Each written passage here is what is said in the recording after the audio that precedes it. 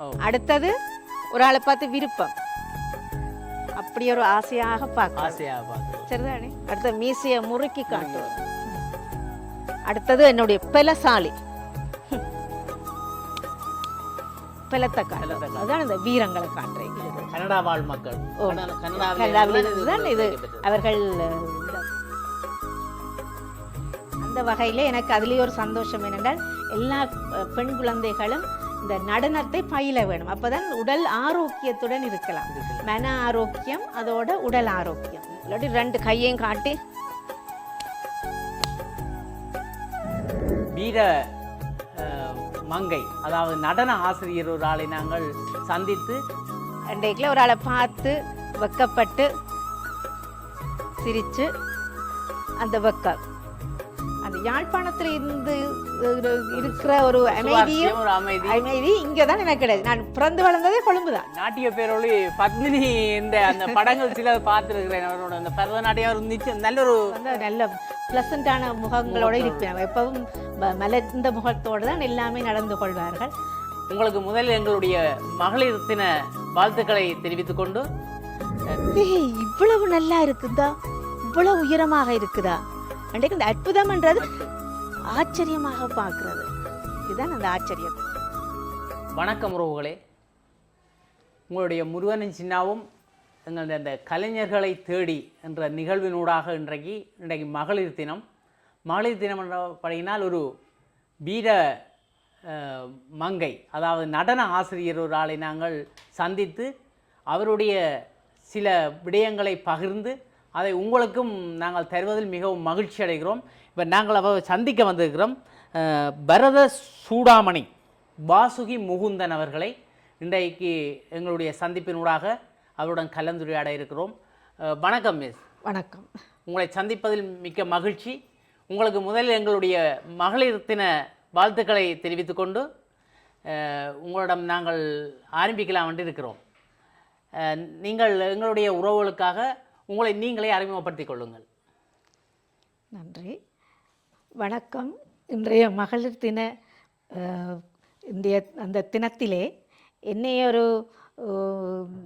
என்னை சந்திக்க வந்ததில் மேலே மகிழ்ச்சி தான். அந்த வகையிலே நான் நடன ஆசிரியர் என்ற வகையிலே இந்த நடனத்தினுடைய ஆரம்பத்தை நான் முதலில் உங்களுக்கு கூற வேண்டும். அதாவது இந்த பரதநாட்டியம் பழகுகிற எல்லா மங்கைகளும் உண்மையிலேயே சுறுசுறுப்பான நல்ல நல்ல கவர்ச்சிகரமான அதாவது நல்ல பிளசண்டான முகங்களோடு இருப்பேன். எப்பவும் மலர்ந்த முகத்தோடு தான் எல்லாமே நடந்து கொள்வார்கள். அந்த வகையில் எனக்கு அதுலேயே ஒரு சந்தோஷம் என்னென்றால் எல்லா பெண் குழந்தைகளும் இந்த நடனத்தை பயில வேணும். அப்போதான் உடல் ஆரோக்கியத்துடன் இருக்கலாம். மன ஆரோக்கியம் அதோட உடல் ஆரோக்கியம். உங்களுடைய அந்த பதனத்தின் அந்த செழிப்பு அதிலேருந்து தெரியுது. அப்போ அதுதான் இந்த முக்கியம். என்னென்னு சொன்னால் பெண்கள் நல்ல ஆளுமையாக இருப்பதற்கு இனி பல இந்த நடனம்ன்றது பல துறைகளோடு சம்பந்தப்பட்டது என்றபடியால் நாங்கள் எந்த காரியம் எடுத்தாலும் அதை சீராக செய்ய வேண்டும் என்ற ஒரு மனநிலையோடு தான் இருப்போம். அதுதான் அந்த நடனம் பழகிற பிள்ளைகளுக்கும் இந்த மற்ற கலைகள் இருந்தாலும் கூட அந்த கலைகள் அந்த ஞானத்தோடு போய்கொண்டிருக்கும். அந்த ஞானத்தில் மட்டும் இருக்கும். இந்த நடனக்கலை அப்படி இல்லை. கலைஞானத்தோட சுறுசுறுப்பாக பல எல்லா தன்மைகளையும் செய்யக்கூடிய ஒரு திறமை, அந்த கடமையை சரிவர செய்யணும், மற்ற திறமையாக செய்யணும் என்ற ஒரு தன்மை அந்த பெண்களுக்கு இருக்கும். அதாவது இந்த நடனத்துறை மட்டும் இல்லை, வீட்டு வேலைகளில் இருந்தானே, வெளி வேலைகள் இருந்தானே, எதிலையுமே அதை சீராக செய்து கொண்டு போகணும் என்ற ஒரு மனநிலை அந்த பெண்களுக்கு இருக்கும். அதுதான் அந்த நடனத்தை வேண்டல் அந்த உடல் ஆரோக்கியமாக இருப்பார்கள், மன ஆரோக்கியத்துடன் இருப்பார்கள். மற்றது கன்சன்ட்ரேஷன், அதாவது எந்தெந்த இப்போ மிருதங்கத்தை கவனிக்கணும், டான்ஸ் பிள்ளையை கவனிக்க வேணும், பாட்டுக்காரர் இசையை கவனிக்கணும், இப்படியாக பல துறைகளையும் நாங்கள் அவதானித்து கொண்டு தான் அதை கொண்டு செல்லுகிறோம் நாங்கள். அந்த வகையில் அப்போ அந்த நடனம் ஆடுபவர்கள் இது எல்லாம் கவனிக்கிறபடியால் எல்லா தன்மைகளும் அவையில் சுறுசுறுப்பான ஒரு தன்மையோடு செய்யலாம். ஒரே நேரத்தில் கவனித்து அதன்படி இயங்க வேணும். அதுதான் அந்த ஆளுமை பெண்களுக்கு இருக்கிறது. அந்த வகையிலே நான் ஆரம்பத்திலே சிவானந்தி ஹரிதர்ஷன் அவ கலாக்ஷேத்ராவில் படித்தவ கொழும்பில் இருக்கிறா. கொழும்பில். ஆமாம், நானும் கொழும்பில் தான் இருந்து வளர்ந்து அங்கே தான் கற்றது. அப்போ அவர்கிட்ட படித்து இப்போ இந்த A-level எடுத்ததுக்கு பிறகு நான் இந்தியாவுக்கு சென்று அடியார் கே லக்ஷ்மணன் அவர்களிடம் தான் நான் முறையாக பிரபலமான நடன ஆசிரியர். அவரும் கலாக்ஷேத்ரா தான். அவர்கிட்ட தான் நான் 3 ஆண்டுகள் தொடர்ச்சியாக நட்டுவாங்கம், இசை, மற்றது நடனம் ஃபுல்லாக எல்லாத்தையுமே பரதநாட்டியம் ஃபுல்லாக அங்கே தான் ஃபுல்லாக எல்லாம் முடித்து டிப்ளமா பட்டம் பெற்றேன். அவரிடம் தான் அந்த பரத சூடாமணி என்ற பட்டமும் எங்களுக்கு கிடைக்கப்பட்டது. அந்த அந்த சர்டிஃபிகேட் வந்து எங்களுக்கு பரத சூடாமணி என்ற இதுதான். அப்போ அந்த பட்டத்தோடு தான் நாங்கள் இங்கே வந்த கையோடு எனக்கு சைவமங்கையர் வித்யாலயம் வெள்ளவத்தையில் உள்ள பாடசாலையிலே எனக்கு ஆசிரியர் நியமனமும் கிடைத்தது.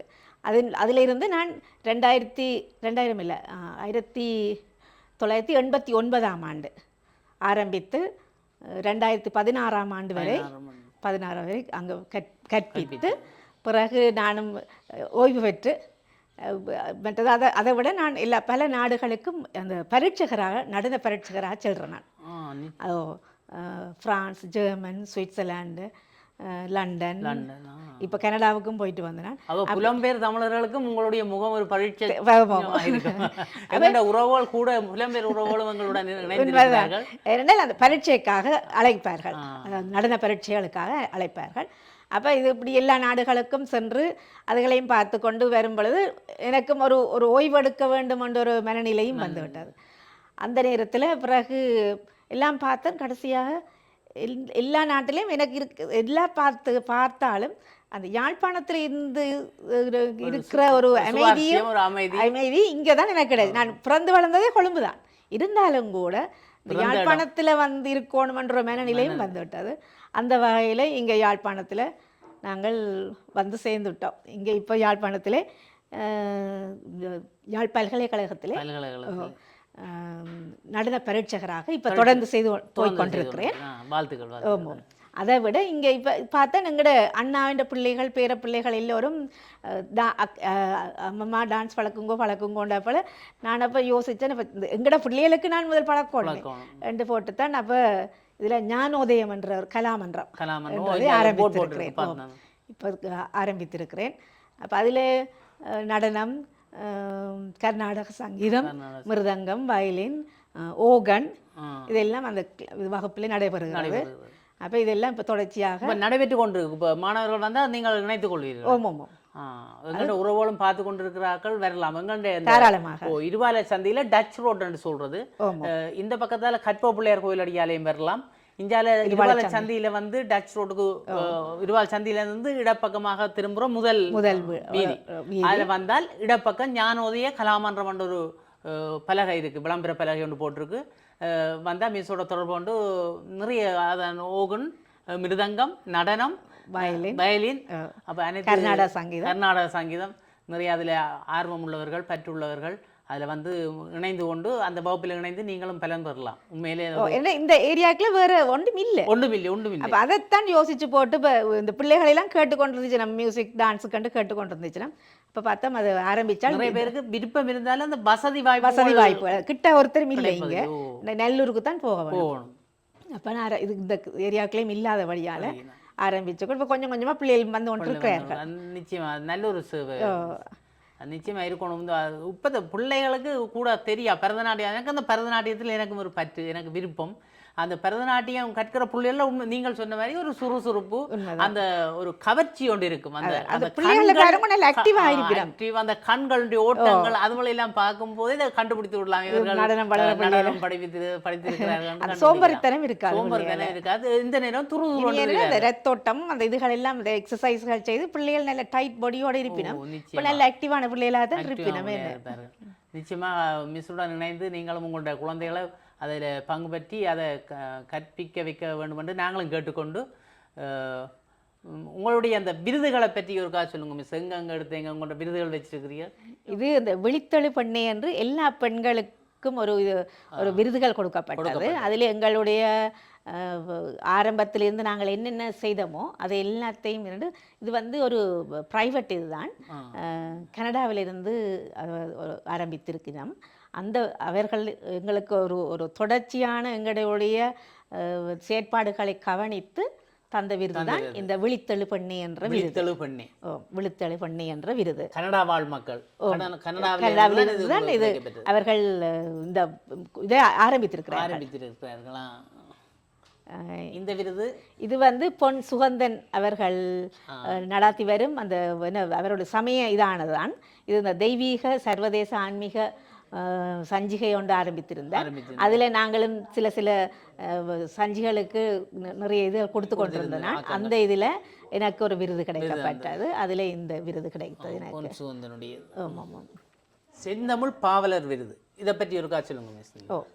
இது வந்து இந்தியாவிலிருந்து தமிழ்நாட்டில் இருந்து வந்த அவர்கள் வந்து ஒரு தமிழ் இலக்கிய சார்பானவர்கள் தான். அதிலே எங்களுக்கும் இங்கத்த கலைஞர்களை கௌரவிக்க முகமாக எங்களுக்கு செந்தமிழ் பாவலர் விருது என்ற பட்டத்தினை தந்திருந்தார்கள். இது வந்து ஒரு என்னுடைய மாணவிகளுடைய அரங்கேற்றத்துக்கு அந்த மாணவி எனக்காக தன்னுடன் நிற்கும் ஒரு படம் ஒன்று எடுத்து எனக்கு பரிசளித்திருந்தா. அதுதான் இந்த யாழ்ப்பாணத்தில் இல்லை கொழும்பில் என்னுடைய அரங்கேற்றம் முழுக்க கொழும்பில் தான் நடைபெற்றது. ஒவ்வொரு வருஷமும் நான் என்னுடைய மாணவர்கள் ஒரு கிட்டத்தட்ட ஒரு 200 மாணவர்கள் இருப்பார்கள் கொழும்பிலே. இது ஆசிரியர் தினத்துக்காக மாணவர்கள் எல்லோரும் சேர்ந்து தந்த ஒரு விருதுகள் இதுகள். நாங்கள் இப்போ வெளியில் வந்திருக்கிறோம். ஒரு இயற்கையான சூழலில் மிஸ்ரினுடைய பூங்கா அஞ்சாலே பொழுதுபோக்கு பூங்கான்றது தெரிகிறது. அந்த வகையில் நாங்கள் இதில் 2 கேள்விகளை கேட்கலாம்னு இருக்கிறேன். மிஸ், இப்போ எங்களுடைய பெண்கள் என்று சொன்னால் பெண்கள் இருக்கிறார்கள். பெண்கள் தங்களுடைய அந்த உணர்வுகள் இருக்குத்தானே, பலவிதப்பட்ட உணர்வுகள் இருக்கும். அந்த உணர்வுகளை நாங்கள் அவர்களுடைய முகத்தை வைத்து அறிந்து கொள்ளலாம். இப்போ கவலையாக இருக்கிறாரா, அல்லது சிரித்து சந்தோஷமாக இருக்கிறார்களா, அல்லது கொஞ்சம் பிரச்சனை மூடில் இருக்கிறார்களான்றது எங்களுக்கு பார்க்க தெரியும். அதை உங்களுடைய நடனங்கள் மூலம் உங்களுடைய முகப்பாவனையில் நீங்கள் செய்து காண மிகவும் நல்லா இருக்கும் எங்களுடைய உறவுகளுக்கு. ஓகே, சரி, செய்யலாம். முதலிலே ஆரம்பத்தில் நாங்கள் அன்பு அல்லது ஆனந்தத்தை யோசிப்போம். அந்த அன்பு அல்லது ஆனந்தம் என்றது, அன்புன்றது நாங்கள் ஒரு ஆளை கண்ட உடனே வெக்கப்படுறது இருக்குத்தானே, அதை முதல் பார்த்துக்கொள்ளும். ஒரு நாணம் அன்றைக்குள்ள ஒரு ஆளை பார்த்து வெக்கப்பட்டு சிரித்து அந்த வெக்கம் சரியோ. அடுத்தது ஒரு ஆளை பார்த்து விருப்பம், அப்படி ஒரு ஆசையாக பார்க்க சரிதானே. சந்தோஷம் அதிலே வருது, சந்தோஷமான நிலைமை. ஆனால் நாங்கள் கையில் நடனம் ஆடைக்கல அப்படி, ஆனால் நாங்கள் சாதாரணமாக பார்க்கல அப்பா நல்லா இருக்கு அந்த இதை பார்ப்போம். விருப்பமான வகையில் வாங்கோன்னு சந்தோஷமாக கூப்பிடும், அப்படியாக செய்வோம். மற்றும்படி நடனத்தின் மூலம் செய்யும் பொழுது ஒரு ஆளை கண்டால் வெக்கப்படுறது இப்படி செய்கிறோம், பிறகு விருப்பமானது காட்டிக்கல இப்படி செய்கிறோம், சந்தோஷம் என்று காட்டிக்கல இப்படி செய்கிறோம் சரிதானே. அடுத்தது வெறுப்பை வச்சுக்கொள்வோம். வெறுப்பு ஒரு ஆளை கண்டாலும் அப்படி நாங்கள் கண்டோட பிடிக்கல, நடனத்தில் பிடிக்கல இப்படி காட்டுறோம் சரிதானே. இல்லாட்டி என்று காட்டுவோம் சரிதானே. அது நடன வகையில் அப்படியாக காட்டுறது. அடுத்தது கோபம் என்று வைத்து கொண்ட வேண்டாம். ஒரு ஆளை கண்டோன்னு கோபம் கோபம் கோபம் கோபம் பிடிக்கிறோம், கண்டாலே பிடிக்கல கோபம். இந்த இப்படியான தன்மைகளாக நாங்கள் நடனத்தில் எனக்கு இந்த நாட்டிய பேரொழி பத்மினி இந்த அந்த படங்கள் சில பார்த்துருக்கிறேன். அவரோட அந்த பரதநாட்டியம் அவர் நிச்சயம் நல்ல ஒரு நாட்டிய பேரொழி அவருடைய பார்த்துக்க எனக்கு அந்த அந்த சிந்தனை உடனே வந்து அந்த முகத்தில் காட்ட உண்மையை அந்த முகம் எனக்கு தெரிந்தது. நான் வேற பார்ப்பது உடனே எனக்கு அந்த நினைவு வந்தது. உண்மை எனக்கு நல்லா இருந்தது. அடுத்தது நாங்கள் வீரத்தை காட்டணும் என்றால் நாங்கள் வீரம் வந்து ஒரு ஆளுடைய கம்பீரத்தை காட்டிக்கல காட்டுவோம். அடுத்த மீசையை முறுக்கி காட்டுவோம். அடுத்தது என்னுடைய பலசாலி பலத்தை காட்டுவோம். அதுதான் இந்த வீரங்களை காட்டுறீங்கள சரிதானே இல்லாட்டி அந்த நடையில் காட்டுறது நடையில் காட்டு அந்த நடை அடுத்து இல்லாட்டி 2 கையையும் காட்டி அந்த கம்பீரமாக காண்பிக்கிறது. சரிதான் இதுதான் இந்த வீரத்தினுடைய தன்மை. வேற நாணம் அற்புதம் ஆச்சரியம் என்றைக்குல உண்ட கண்டோட அப்பா இவ்வளவு பெருசா இருக்குதா என்று பார்ப்போம். ஏய் இவ்வளவு நல்லா இருக்குதா இவ்வளவு உயரமாக இருக்குதா அன்றைக்கு இந்த அற்புதம்ன்றது ஆச்சரியமாக பார்க்கறது. இதுதான் அந்த ஆச்சரியம் அற்புதங்கள். நடன ஆசிரியர்கிட்ட நாங்கள் தப்பித்து கொள்ளல. அது எங்கள்ட முகத்தை பார்த்தே நீங்க கண்டுபிடிச்சிட்டு இவர் என்ன பிளான்ல நிக்கிறார் அது உண்மையாக தெரியும். ஒரு ஆளை பார்த்தால இருக்கிறாரா இல்லாட்டி எப்படியான மேல உங்களோட குடும்ப நிலைகள் எப்படி இருக்கும்? குடும்பத்துல நீங்கள் அந்த இதை கண்டோடனே உங்களோட கணவனோட எல்லாம் தெரியும். எல்லா விஷயமுமே விளங்கும். இவரோட இப்ப எப்படி நான் அணுகினால் தப்பித்து கொள்ளலாம். கணவருக்கு உடனே அடிக்கடி கோபம் வந்துவிடும் என்றாலும் அது தெரியும். கோபத்தில் தான் இன்றைக்கு வருகிறாருன்றது விளங்கிவிடும். இல்லாட்டி சாந்தமாக இருக்கிறாரான்றதும் விளங்கும். எல்லாமே அவர்களுக்கு ஏற்ற மாதிரி நாங்களும் நடந்து கொள்றது தான். பெண்கள் பார்க்க வேண்டிய உண்டு. ஆசிரியரிடம் இருந்து கற்றுக்கொள்ளுங்கள். நீங்கள் போகும்போது உங்களுடைய கணவன் என்ன நிலையில இருக்கிறார் அதுக்கு தக்க மாதிரி நாங்கள் செய்து கொண்டால் நாங்கள் அதிலிருந்து தப்பித்து கொள்ளலாம். நீங்கள் கன பிள்ளைகளோட சந்திச்சிருப்பீர்கள். அந்த ஒவ்வொரு பிள்ளைகள ஒவ்வொரு மனநிலையும் உங்களுக்கு புரிஞ்சிருக்கும். இந்த முற்பட்ட இப்போ ஒரு கொஞ்சம் குறிப்பிட்ட காலத்துக்கு முற்பட்ட காலத்தில் உள்ள பெண் பிள்ளைகளுக்கும் இப்பத்த பெண் பிள்ளைகளுக்கும் நிறைய வித்தியாசத்தை நீங்கள் கண்டிருப்பீர்கள். உங்களோட துறை ரீதியாகவும் நீங்கள் என்னத்தை புரிஞ்சு கொள்கிறீர்கள்? அப்படி அந்த முன்னிய பெண்களுக்கும் இப்பத்த பெண்களுக்குமான வேறுபாடு என்ன? அந்த வேறுபாட்டை இப்பத்த பிள்ளைகள் அந்த வேறுபாட்டை தீர்க்கணும்னு சொன்னால் அவர்கள் எந்த வழியிலே எப்படி போகணுமென்று நீங்கள் ஒருக்கா சொன்னால் நல்லா இருக்கும். உண்மைதான். முன்பு நான் இப்போ எங்களோட காலத்து சொன்னால் அம்மா அது எங்களோட தாய் தந்தையிடம் நாங்கள் முதல் அனுமதி கேட்போம். இப்படி செய்ய போகிறோம் என்ற அனுமதியை கேட்டு அதை போகவா இல்லாட்டி இதை செய்யவான்றது அனுமதி கேட்டு அவர்கள் அதுக்கு யோசிச்சு சரிதான் செய்யுங்கன்றதுக்கு பிறகுதான் நாங்கள் அதை பற்றி அம்மா அப்பாட்டையும் முடிவெடுத்து. இப்பத்த காலம் அப்படி இல்லத்தானே. இப்போ என்ன நடக்குதுன்றால் இப்போ அவர்கள் பிள்ளை எதை யோசிச்சதோ அதை தான் செய்ய வேணுமென்றதும் அதில் உங்களுக்கு அம்மா உங்களுக்கு ஒன்றும் தெரியாது இப்படியெல்லாம் இருக்கிறது என்று சொல்லி அந்த அவர்களை தாய் தகப்பனை பேப்பட்டம் கட்டி போடுங்கள் பிள்ளைகள். அந்த நிலைமை தான் இப்போ நடக்குது. அது இப்போ அனுமதின்றதே இல்லை. இது இப்படித்தான் இருக்குது இப்படித்தான் செய்ய போகிறேன் என்ற ஒரு நிலைமைக்கு தான் இப்போ இருக்கிறது. அந்த வகையில் நான் மாணவர்களுக்கு சொல்கிற ஒரு இது என்னென்னு சொன்னால் எப்பவுமே தனது குழந்தைகள் முதல் அனுமதியை கேட்டு செய்கிறது தான் உண்மையின்படி அவளுக்கு நெல்லமே. சில தாய் தந்தையருக்கு அந்த துறையை பற்றி தெரியாவிட்டாலும் அதை பற்றி விளங்கப்படுத்தி இது இப்படியான ஒரு தன்மை இருக்கிறது இப்படி செய்ய வேணுமென்ற ஒன்றும் அனுமதி கேட்டு அதை ஆசீர்வாதத்தோடு செய்கிறதா உண்மையின்படி முறையாக அந்த பிள்ளைகளுக்கும் நல்லதாக அமையும் என அது உண்மைதான். நான் என்னுடைய மாணவர்களுக்கு நான் என்ன சொல்கிறேன் நான் என்றால்